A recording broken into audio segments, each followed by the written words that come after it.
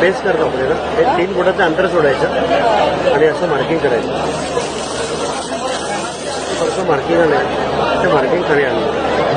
Marking यासाठी केलं आहे की या गोलाच्या आतमध्ये 3 रंग टाकायचे. पहिला रंग त्या मार्किंगवर टाकला.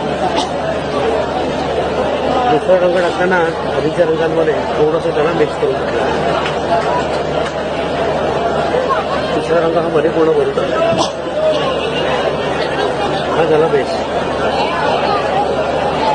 बेस केल्यानंतर मी सेंटर पॉईंट काढला. तर सेंटर आणि डिझाईनचा सेंटर आपण एकमेकांना फक्त मॅच केलं.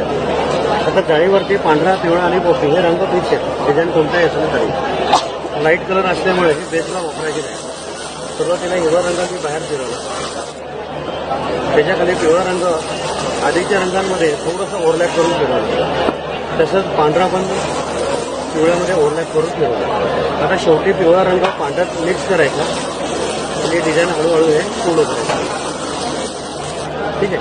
आता जे रंग आपण खाली टाकले होते ना त्या रंगांवरती सगळं डिझाईन हे तयार.